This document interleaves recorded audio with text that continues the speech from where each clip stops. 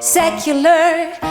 We were gonna be secular. But then I think we've changed our mind or something. That's what it seems like, at least. It's very tempting to regard Muslims as a homogeneous community in Europe. However, they are extremely diverse. Don't mistake Christians with Christianity or Jews with Judaism. Secularism ends when fundamentalism starts. What is more important for you, the will of God, which is an abstract thing, but obviously God is the highest authority in your life, or the laws of the secular state? Okay, if you want to cross the street, you're not allowed to cross the street when the light is red. Yeah, I would say in Austria. Here it's more like a recommendation. True. Well, again, there's the law and there's the practice.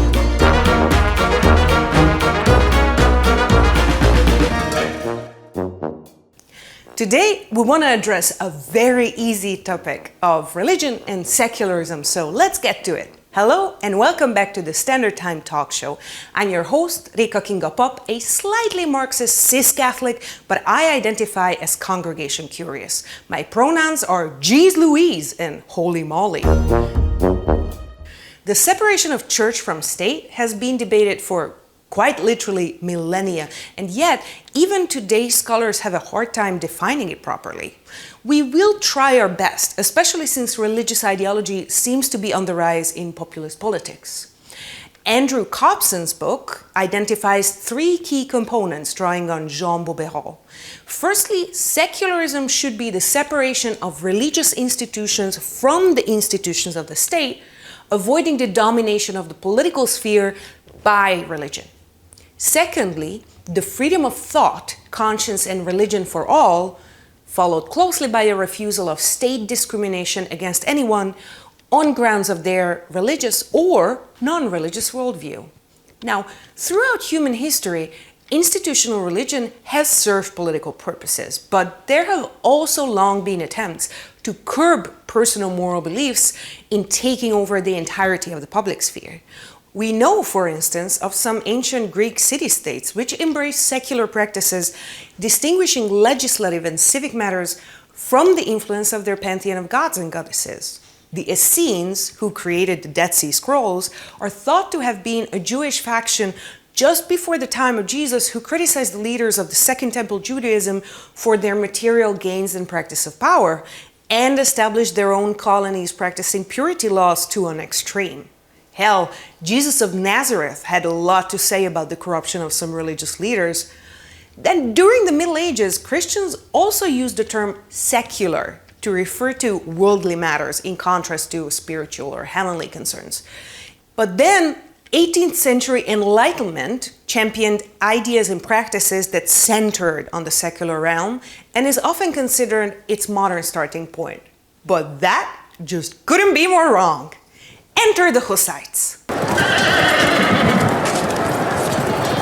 The entirety of medieval European history is loaded with conflicts around the matters of state and church and how they should be interacting.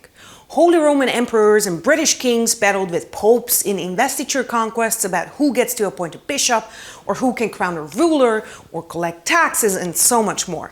My favorite Christian heretics, the Hussites, demanded the separation of spiritual practices from statecraft and lay power as early as 1419 and fought decades of wars over it and ultimately won against the Roman Catholic Church, rendering them the OG of Reformation and informing the movements who came after them, including the ever-angry Martin Luther, the great executioner Jean Calvin, and arguably the worst of them all, Henry VIII.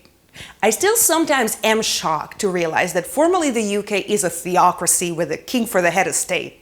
I still sometimes am shocked to realize that formally the UK is a theocracy with a king for the head of a state church. Ugh. Meanwhile, Muslim rulers had long established a much more flexible and pragmatic practice centuries before, allowing across the Middle East, Southern Europe, Asia, and Africa for relative religious tolerance and carving out a space for science and the arts through already the early Middle Ages. And this is the heritage that later Christian thinkers like Thomas Aquinas built on when trying to persuade the Church of Rome to maybe, just maybe, allow people to observe reality without threatening to burn them at the stake. The kind of secularism today's liberal democracies claim as an organizing principle draws heavily on the legacy of the French Revolution of 1789, though. Ultimately, the idea is that matters of faith and spirituality should be kept separate from the exercise of worldly power, both to allow individual citizens their own freedom of conscience and to make sure that the state does not discriminate on the basis of faith, right? And quite like the French Revolution, today's politics can also sometimes take secularism to harmful extremes. France has given us multiple examples by banning headscarves, the kippah, turbans, and large crosses in schools since 2004. There's also the very controversial Muslim veil ban from 2010, and in 2017, the very famous burkini ban, which I would assume should be supported by big wags because, I mean, who's interested in ladies having to shave? One of today's guests, Omar Sayfo, argues that in some cases, militant secularism can be used as a tool to disguise political racism against minorities, for example, when it comes to the anti-Muslim sentiment that arose since the 2000s. And in this regard, it's quite similar to the extremes of religious leadership. Secularism and religion have both been used as multi-tools, from crusades in the Middle East, ultimately toppling even the Christian empire of Byzantium, to conquistadors committing the greatest genocide in human history in the Americas, to the present-day tragedy unfolding in Gaza. And yet, we see religion in service of humanity in the same places and more. So let's unfold a bit more nuance today with some of my Abrahamic brethren. Dóra Laborczi is a journalist with a strong background in theology, civic and social organizations, as well as church media. Her three main areas of focus are feminism, Christianity, and public life. Omar Sayfo is the director of research at the Migration Research Institute at the MCC. He earned his PhD in 2016 from the Utrecht University and is an esteemed Middle East expert. Jonatán Megyeri is an orthodox rabbi, journalist, and influencer who speaks to wide audiences about Judaism and about foreign affairs politics. Megyeri is a frequent guest in various TV, radio, and podcast shows, while his social media channels reach hundreds of thousands.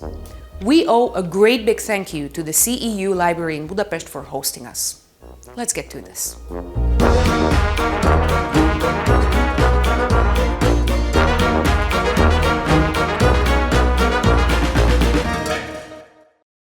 Thanks so much for coming over here and on this beautiful terrace to talk with me about secularism with my Abrahamic brethren from all walks of life. And maybe we can start with you, Omar, as a researcher.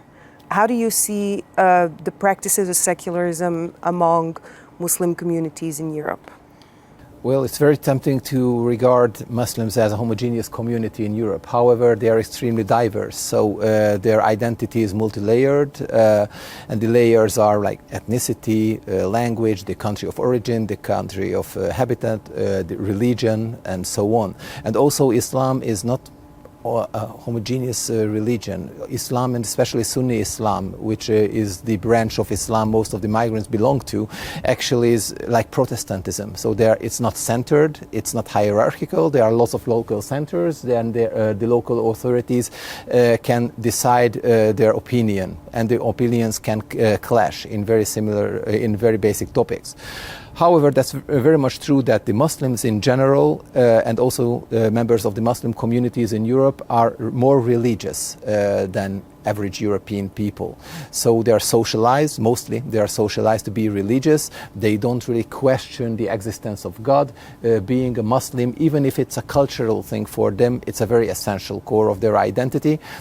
Therefore, there are many misleading statistics, for example. So in Vienna, Muslims were asked, and Muslim young people were asked, and also in France, so do you regard Sharia more important or the law of the country? And most of them said Sharia is more important.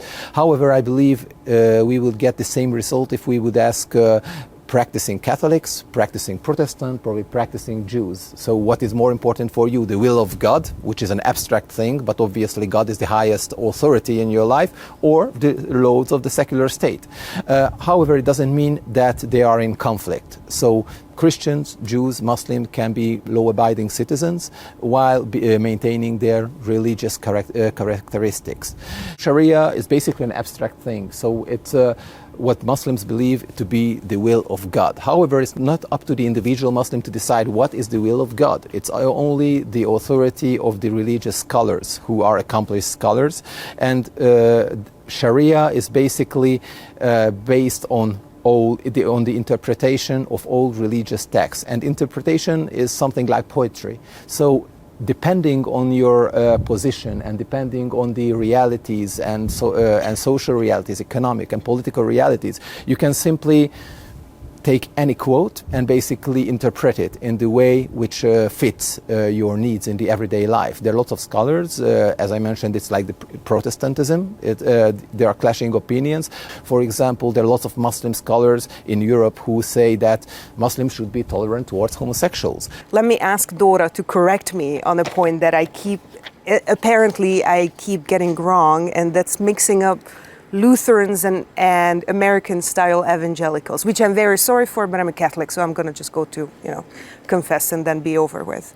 Yes, it's often happened in the Hungarian media that they use the evangelical word, so they translate this word like the Lutheran, which is evangelikus in Hungarian, but also in the Hungarian Protestantism there is an evangelical part of it, so there is a huge group, and this comes from America, so it's true that there is that part of the Protestantism, this evangelical part, but it's not the same as the evangelikus, as the Lutheran. The only point of using Latin language is just to confuse the imperialists anyway, so I think that's all. Yes, but historical Protestantism has a very, very, very difficult profile or theology than this kind of evangelicalism, which is much more connected to the political populism.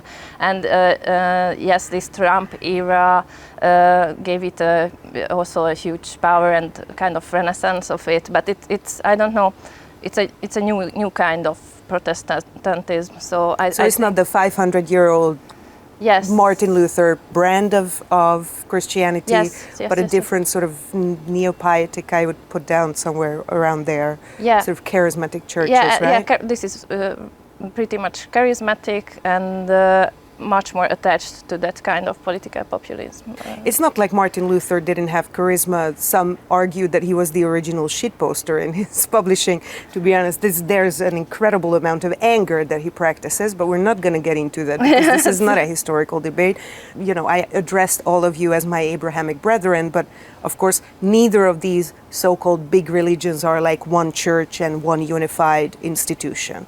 We don't have a prime minister or a rabbi for a prime minister here, but we do have a theologian for a journalist, which almost the same level of power.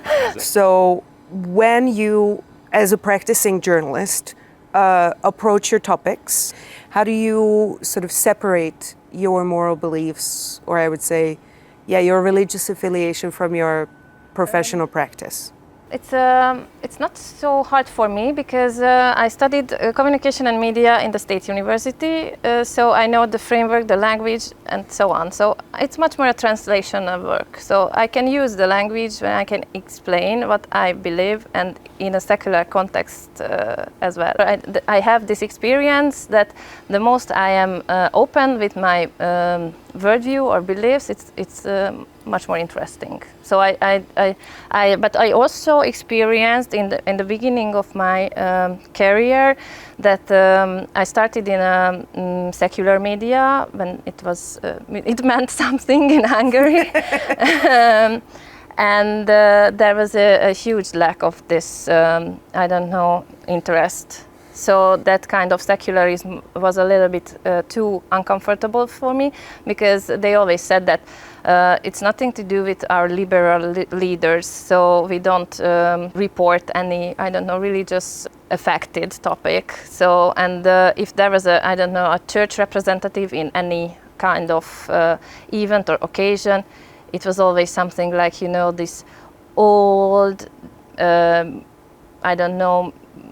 value which has a place in a museum or something like this. So it's nothing to do with our, I don't know, secular liberal agenda.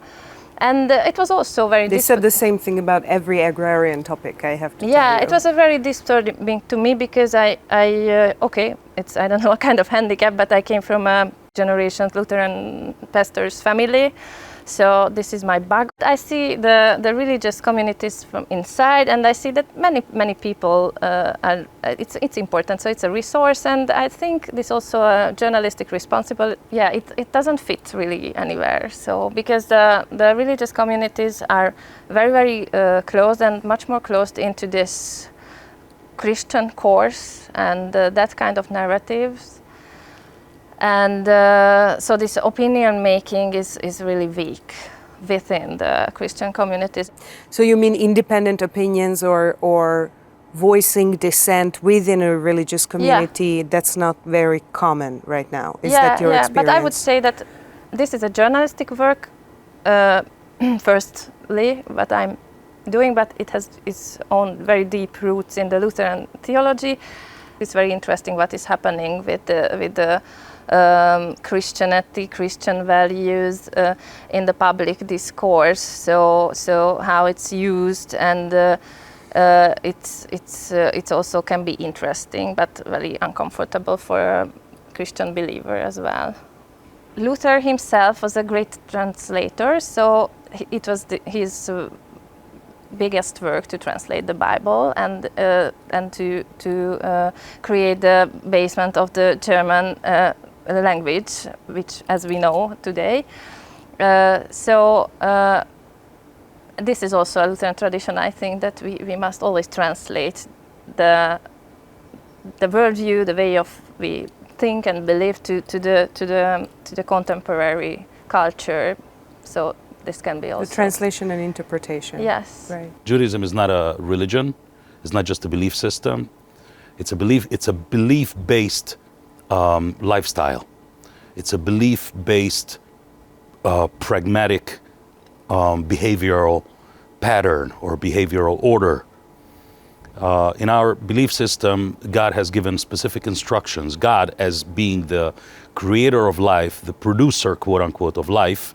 So therefore, Judaism places a great emphasis on practice.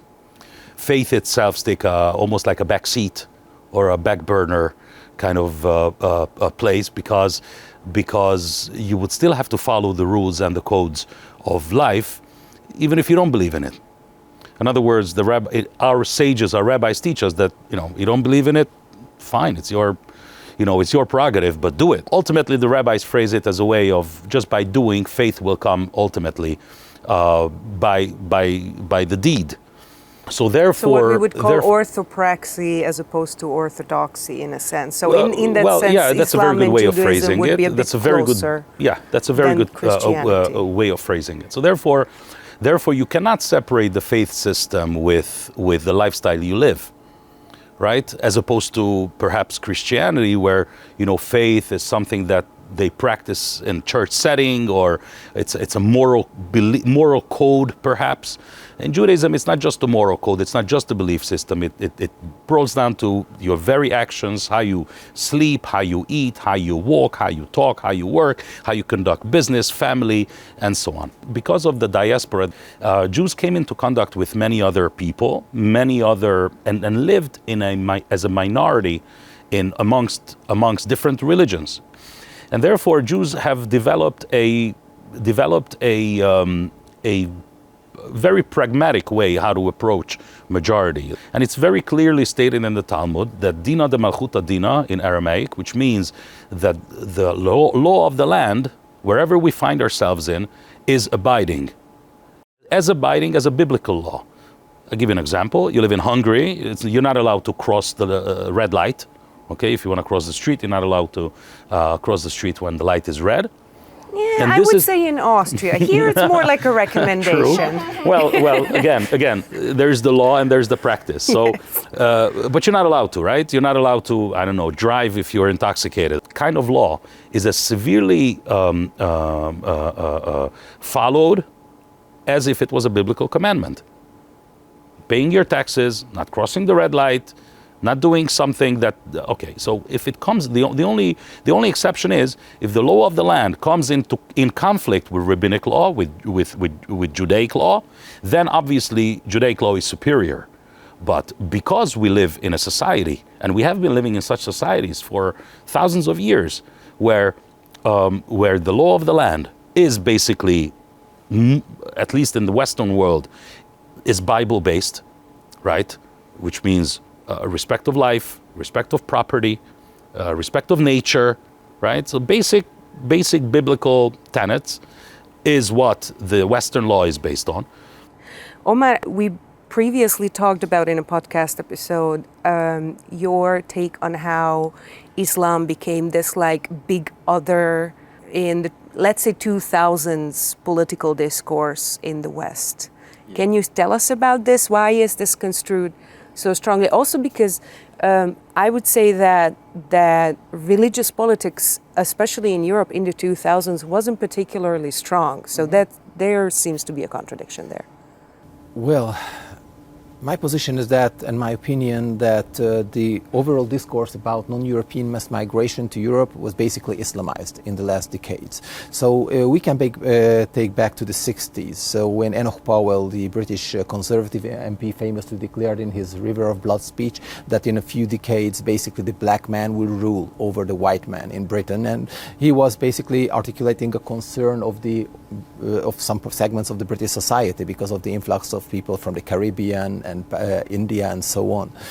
And later on, those political parties in Western Europe, those who were critical to mass migration, were basically framing the issue through ethnicity, nationality, and so on. And of course, it was an obvious way to frame it like that, because the Turks in Germany said and claimed themselves that they are Turks. The Arabs in in France, they said that they are Arabs or Algerians. Therefore, opposing their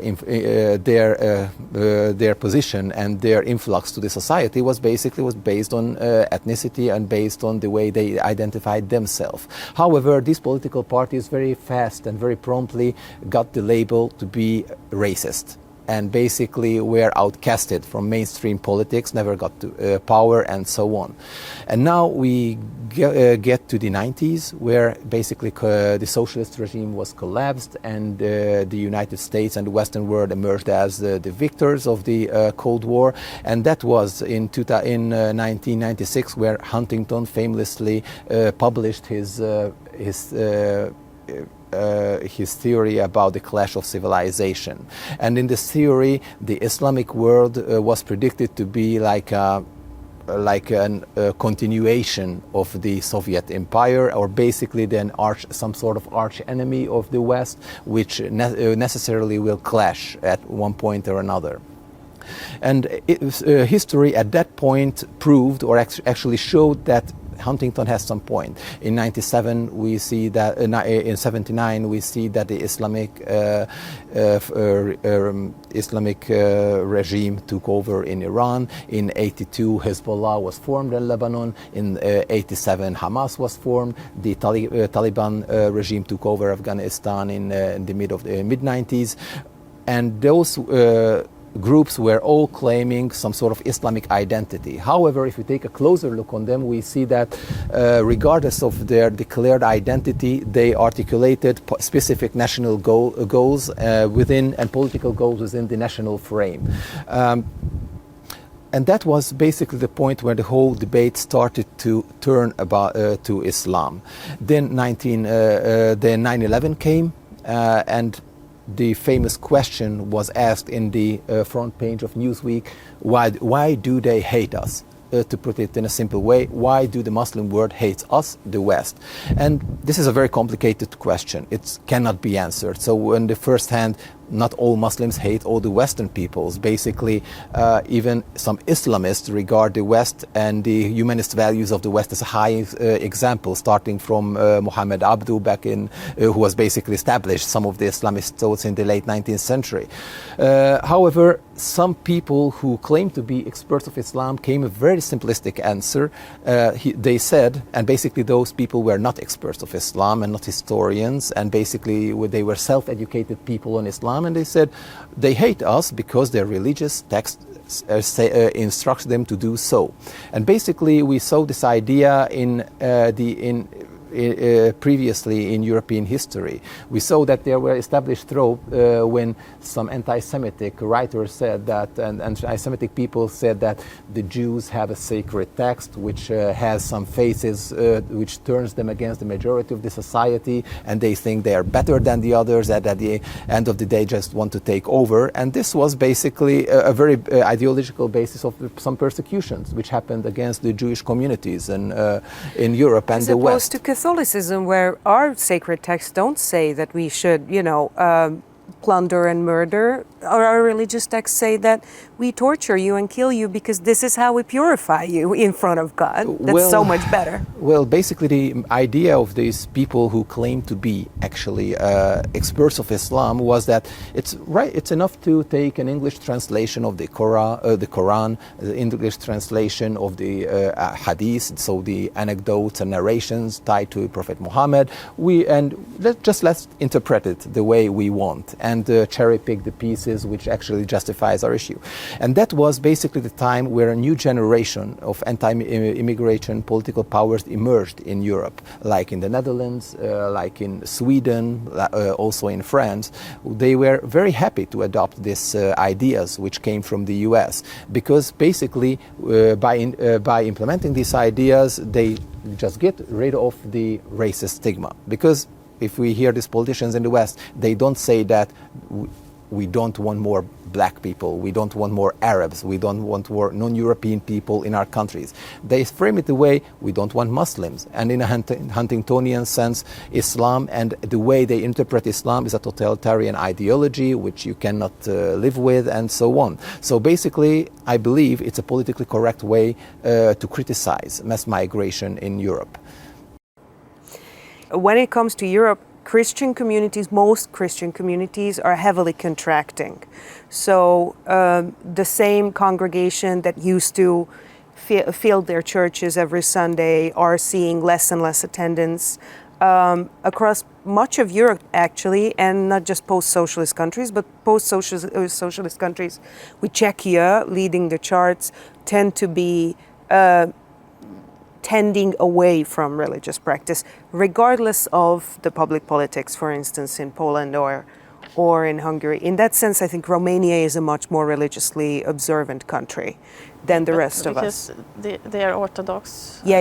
So it's also a different kind of Christianity, and the connection between the politics and the church is also different in each Christian congregation. Is there like a factor that you can see that causes this, or is this just a natural result of liberal secularism, or is there something else? I think it's a natural result of the credibility of the churches. So it's decreased very much, I think, because it's much more about control, and that kind of stories of the spiritual and any kind of abuse, which is pretty much viral now, and there is much more discussion about it. So I think it's much more about the credibility, not about the people's will to believe or the spirituality, because we know that this is also a very have a new kind of renaissance with this kind of esotericism and so on. So the people always wants to find I don't know, a frame or a place where their spirituality can, I don't know, bloom or grow, or they can grow spiritually as well. But they will find another way where they can grow, not where they are always seeing or facing walls and where they just can feel themselves sinful and so on. So it's always about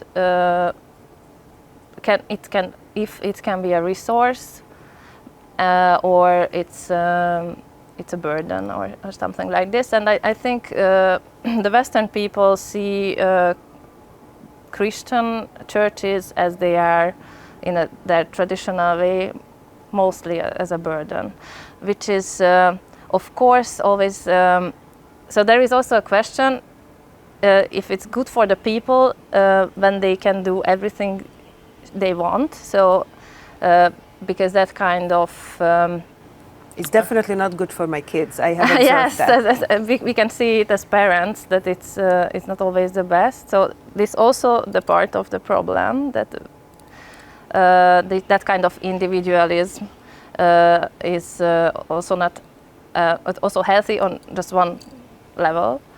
But I see this is the problem of the credibility mostly. But I also would say that at least in the Lutheran communities, so it also reshapes. In smaller communities, I think it's easier to reshape how the Christianity was built in Europe in the first 2,000 years. So it also reshapes, I think, the Christian communities, which is much more about oppression or abuse or something, or hierarchy in a I would say in a a bad practice way. of power over Yes. a community that's quite different. And this is what also Pope Francis started to change that kind of vertical hierarchical way of the Catholic Church, and he started to create, you know, much more rounds and invite much more people, also women, to the discussion about the future of the Catholic Church.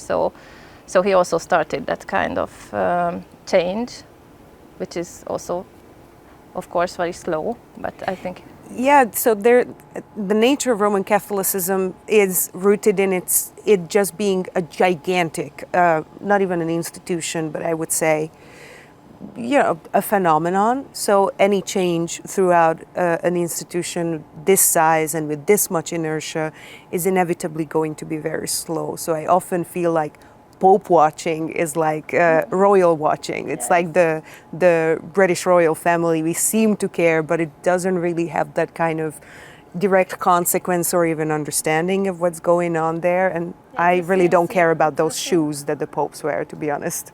It's the same civic religion as we see the royal family. Our media partner, Átlátszó, is a Hungarian investigative journal under immense political pressure from the ever wilder attempts of Viktor Orbán's government to strangle independent media. Check out their English-speaking videos on their YouTube channel, and please follow developments. International attention means a lot to the remaining independent journalists who still stand their ground in Hungary. Thank you. Now back to the program. You yourself are a person who have become religious and weren't raised religious, and there is this huge intellectual legacy of Jewish intellectual legacy of championing secularism in especially Christian Europe, which wasn't very tolerant towards other faiths, unlike, for instance, mostly like early modern Islam or even medieval Islam. You, as a religious leader, how do you deal with this legacy? So number one is Jews love isms. Jews just, they totally in love with any ism, and you'll find Jews at the forefront of any ism. That'll be capitalism, communism, liberalism, conservatism. Cubism. Cubism, roundism. You got Jews on the top of the list of every isms, and therefore, which also fueled anti-Semitism naturally, and or I would say understandably, because you could accuse the Jews of anything, right? The example of Jews being at the forefront of communism, let's say, I mean Trotsky, or I mean people in this country such as Béla Kun or Mátyás Rákosi, or any of those guys. Cannot be understood without the historical context. The historical context being that Jews have been persecuted for hundreds of years. There's been pogroms, there's been crusades, there's been blood libels, there's been mass killing of Jews in this continent for hundreds of years. And this, I'm not here to complain. I'm just stating facts that Jews have been persecuted heavily. Extensively, and Jews have lived, especially in the eastern part of the continent, and I mean the Ukraine, what's today the Ukraine and Russia under Tsarist Russia, in abject poverty. So, and therefore, anything that offered an escape from that milieu from, and communism was a great thing in theory, right? I mean, everybody's equal, no religion, as John Lennon sang, and no religion too. Everybody's equal, and we're all, happy, and we don't care if you're Jewish or not, and the wealth should be distributed equally, and so on and so forth. So that's very appealing for an oppressed people, obviously, and because they labeled and because they have somehow connected, and again, understandably, poverty and persecution to them being Jewish, right? Jewish equals persecuted and poor. So therefore, anything that offers an escape, obviously I leave Judaism behind. So that's one of the reasons probably why Judaism or Jews have been in the forefront. But as my rabbi in the rabbinical college that I attended in the United States famously said, don't mistakes Christians with Christianity or Jews with Judaism. So just because somebody is Jewish, it doesn't represent the entirety of Jewish people, and especially not Judaism. So Jews have that very peculiar experience with secularism, and again, it served the Jewish, it served the interest of many people, the interest of pure survival. And then when universities were being opened, let's say in this country, for Jews, right? They flocked to universities in numbers that were unimaginable. You look at statistics back in the early 1900s or the late 1800s, but the early 1900s especially, you see Jews of being 30-40% of students in universities, of law, of engineering, of medical practices, and so on. So they were heavily overrepresented in many of the fields. Of social mobility, yeah, of course. I mean, because it was something that was not open for them. Look at what women are now doing to higher education. We're everywhere. People are desperate about that. That's right. And because you were suppressed, and you did not have that type of liberty, and therefore, until the numerus clausus and other anti-Jewish laws, came and put a lid on that. So that's as far as secularism. Again. But when you look at, what's happening today, though, when secularism as such is a bubble that pretty much burst, right? People realize, people are looking for the deeper meanings of life. I always say that an average middle class, even a lower middle class person, in anywhere in Europe, not just in Germany, anywhere in Europe, lives better than the Rockefellers did in the 19th century. You have running water in the house, you got food in the fridge, some sort of a food, you got medication, access to medical treatment, your life expectancy is way longer than any time before, and therefore, because of this abundance, because on the Maslow pyramid, we pretty much checked the bottom layer, and now we could focus on the higher layer. So therefore you see a return movement, not just in Judaism, a massive return movement in Judaism. People are looking to return to origins and heritage and higher meaning and faith and whatnot. Also in Christianity, also in Islam. In Islam, you clearly see that progress. Christianity is a bit lagging behind, although in the United States, for instance, Christianity is thriving in many instances. You talk about the evangelical branch of Christianity is thriving. So Catholicism suffers a little bit, but that could be early childhood hiccups. Catholicism can take it. I think it's, well, I'm not in the position. It's time we had the short end of the stick for a hot second. for a short while. Again, you'll be the judge of that. So, but in general, what I'm trying to say is that there is, secularism had its peak already, probably in the 70s, 80s, and now it's becoming, I would say, more and more conservative. You see that in the political field. You see conservatism as being somewhat trendy nowadays and fashionable, or coming back. Has a great comeback, or a sort of a comeback. Yeah. Omar, how do you see this pendulum swing? Is this just this usual sort of trend towards a different practice, and then it's going to swing back? In your experience, you're a Middle East researcher and expert. How do you see this? Speaking about Islam? Yeah, in terms of this sort of a swing between a more secular and more sort of religious conservatism. Well, let's start it. So the societies in the Middle East are by nature religious. So even if they don't take religion in the front, they and even the politicians have to at least to pretend that they are religious. Let's take a look, for example, President Sadat of Egypt, who was the one who signed peace agreement with Israel, and he called himself Al-Ra'isul Mu'min, so the believer president, and he had this dot in his forehead, which shows that he's praying so much and touches the ground so much.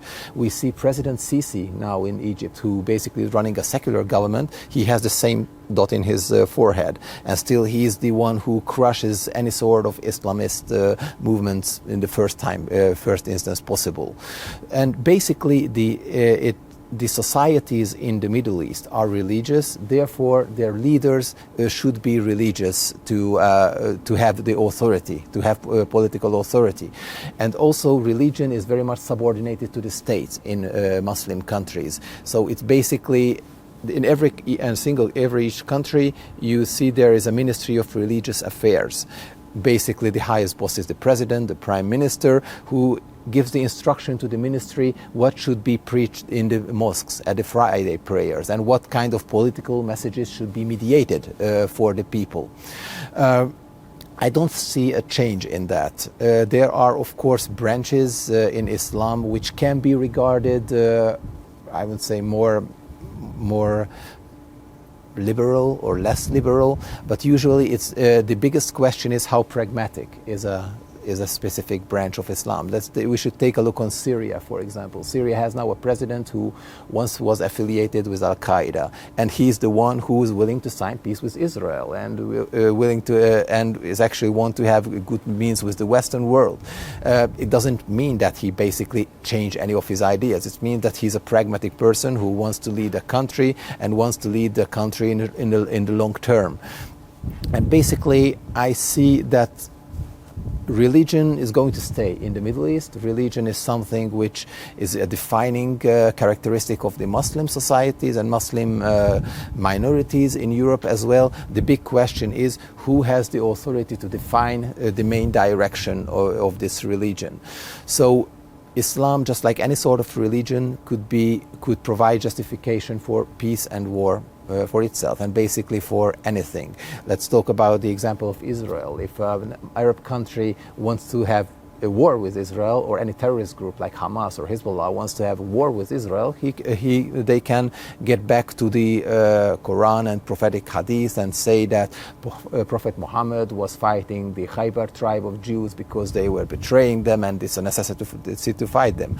If, on the other hand, if an Arab country or Muslim country wants to sign peace with Israel, they also can get back to the Quran and the hadith. It's just a matter of the size of the corpus. The more the pages, the more citations you're going to find in there. Yeah, and they can say, and what they are basically saying, that Prophet Muhammad had good relations with 13 Muslim clans and tribe of the city of Medina, and when he was butchering a sheep, he was providing meat for his Jewish neighbor. So it's only up to the up to the interpretation, and interpretation is dependent on the actual circumstances. So I believe that the Muslim societies and Muslim countries are religious by nature. The only thing matters is the pragmatism. So I think, and this is going to be an uncomfortable one, next one, but let's just fix this also in our minds that the Prophet Muhammad was also very fond of cats, quite like Gilgamesh, who has a lot of depictions with different sizes of cats. But I'm not going to ask either of you to sort out the long ongoing, decades ongoing conflict between Palestine and Israel, for the simple reason is that it would be foolish to pretend that we can do that in like 3.5 minutes, right? However, I have a question from sort of like a roundabout way. How do you, and now especially the two gentlemen, and then we come to Dóra, how do you see the role, potential role of religious leaders in resolving this conflict, or institutional religion? Jonatán, you argued that it wouldn't be a tragedy if Israel had a prime minister who was a rabbi. Neither do I think it would be a tragedy. Wouldn't necessarily change so much in the buildup of the state, you argued. I would How do say you that. see the role of a religious community like the one you're representing in resolving this, what now really coming up on almost a century of conflict. So I think one of the positive aspects of mass migration in Europe, what's being called fairly or unfairly, I'm not here to judge, the Islamization of Europe, is that people are getting interested. You know, if they face traditional people, in other words, secular Europe now faces a mass amount of people who are very visibly practicing their faith, right? And I mean the Muslims, right? So they look at them and they say, hey, you know, I'm checking out my own faith. Let's see what I have in store, right? So this I would think is a positive aspect. If Christians are becoming more Christian because of facing Islam or seeing Islam as a threat to their values and their way of life, so I think that's a positive outcome. I believe that Christians should be more Christian and Muslims should be more Muslim and Jews should be definitely more Jewish. That's in general what I feel. Islam is being, as Omar obviously knows much better than I do. First of all, if you have, to their credit, you'd have a robust text like the Quran or even the Bible, which is even a more robust text. You could prove anything and everything from the Quran or from the Bible, depending on your mood or depending on your motivation. Or literacy. Or literacy, how much you can actually read it. But in the Quran, as far as I could tell, it's pretty clear. You don't have to go that far. It's pretty well articulated. You don't have to read between the lines. It's pretty much there in the beginning of the Quran, which is very even flattering towards the Jews, and towards the end of it, which is a little less flattering and somewhat maybe even hostile. So you could justify, I would say, both, and in general. Obviously, religious leaders have a great responsibility, not just in Israel. In Israel, in particular, religion plays a massive role, purely because, first of all, Israel was not founded on a religious basis. You have to understand that Zionism as a movement, as a political movement, is a secular political movement, I would say even leftist, a socialist political movement, all right? Coming with the a possible answer for persecutions and blood libels. You look at the Dreyfus trial at the late 19th century and so on. Nevertheless, Zionists, secular Zionists, now are being faced a question.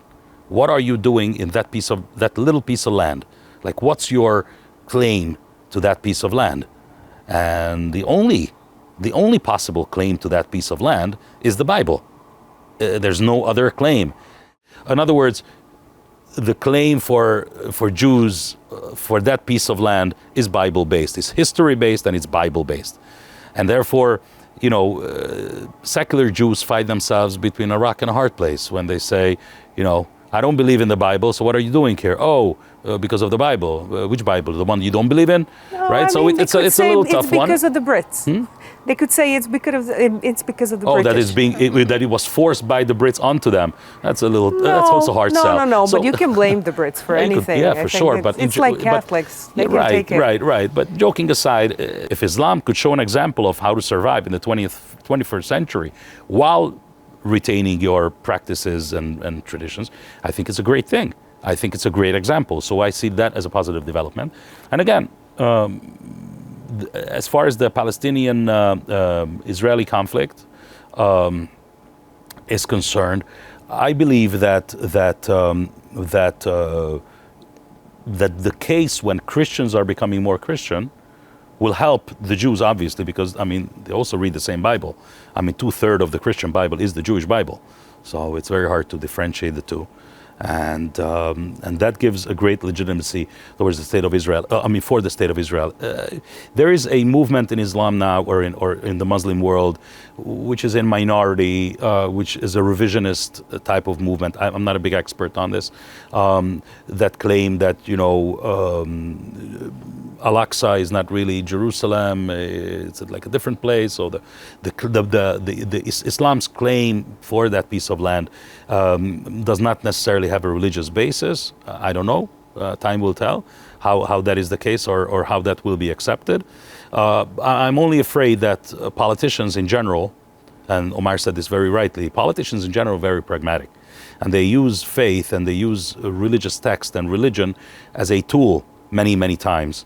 They use as a tool to defend their political views or their political ambitions.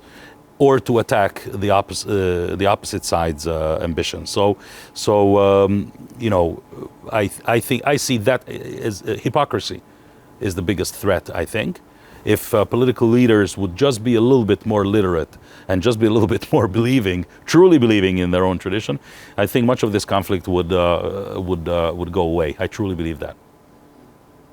I'm a bit skeptical about Christians being a bit more Christian if they are in concert with their historical tradition that favoring Jewry, but may you be right well, in that regard? Well, you could argue that, but well, again, I think any movement, right? Any when you look at any movement and you see the result of any movement, right? You have to see it in its context. Like how much blood was spilled for Christianity to arrive to the situation that it is now, right? I mean, Christianity preaches love above anything else, and this is what that is the current belief, a wall-to-wall coalition between any type of Christianity, whether it's Catholicism, Orthodoxy, or Evangelical or Lutheran, is that love is important and understanding and compassionate and compassion and whatnot. That's our marketing slogans. Let's just stick with that, because I'm not here to praxis. I feel a little uncomfortable defending Christianity from this chair, but let me try that. So, but you know, in order to come to that, there was a lot of blood spilled. Lot of blood and a lot of tears and a lot of pain and suffering was caused in order to come to that. So I don't like any great cause.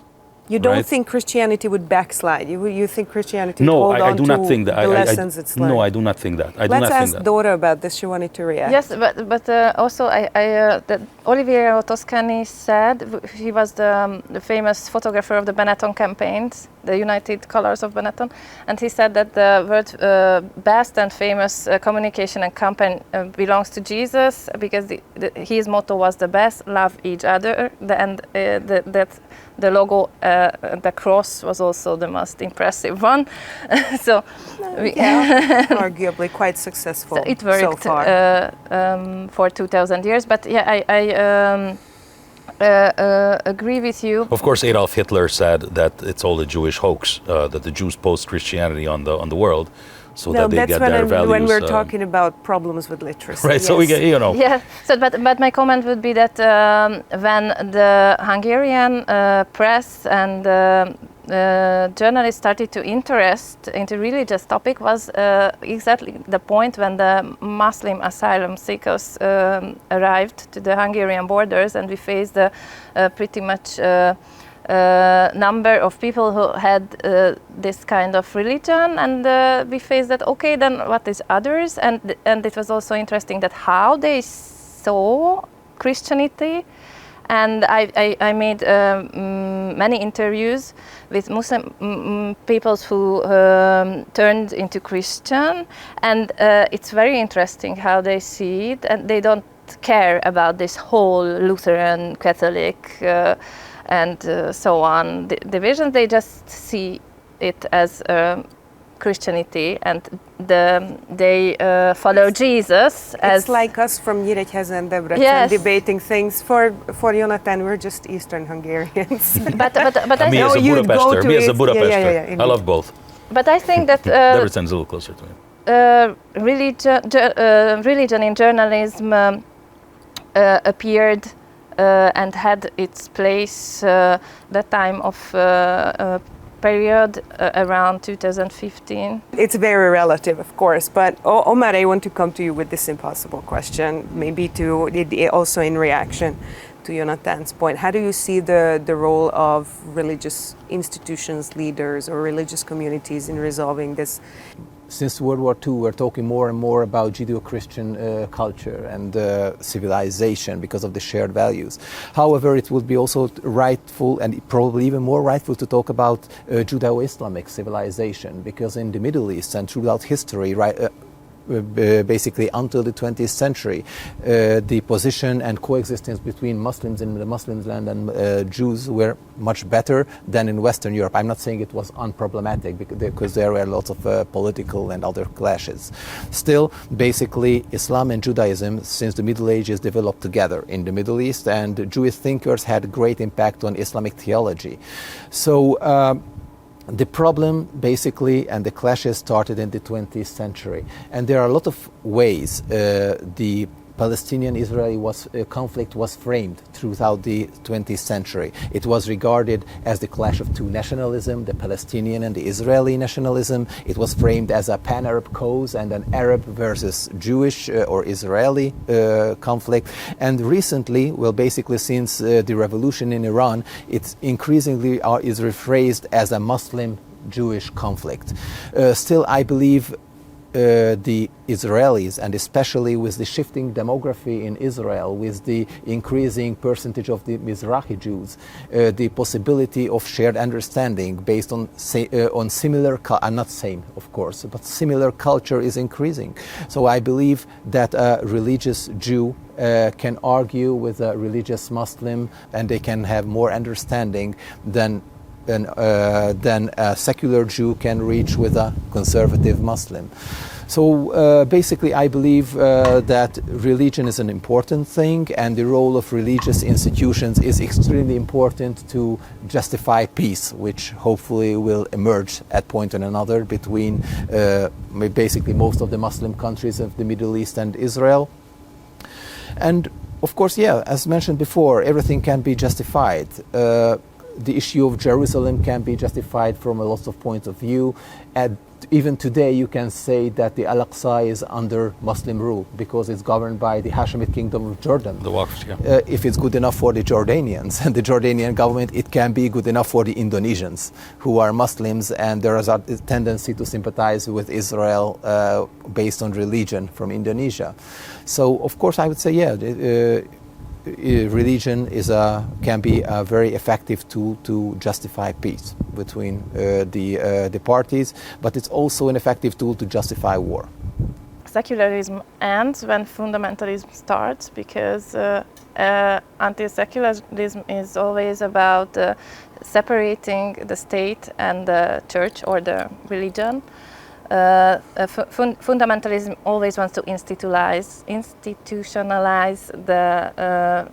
the religious faith as a laws. So this is why they can use so much so well in the political discourse, because it becomes an apocalyptic fight between the Satan and the God, an evil and the, I don't know, good.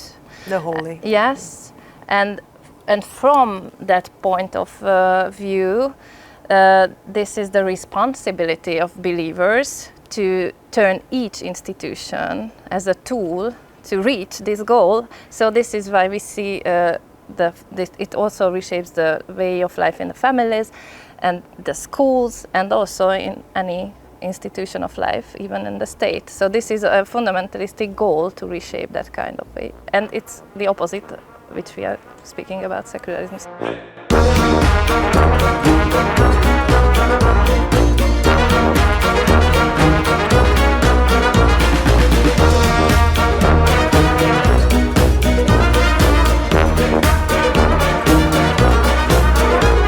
So, do you bring a copy of the Constitution to your weekly prayer?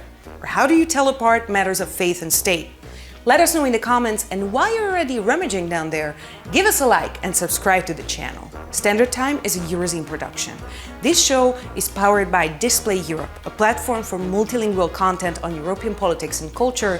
Check them out at displayeurope.eu. This project is co-funded by the EU and the European Cultural Foundation. The views and opinions expressed here are those of the authors and the speakers only. They do not necessarily reflect those of the European Union or the European Education Culture Executive Agency. Neither the European Union nor the EACA can be held responsible for them.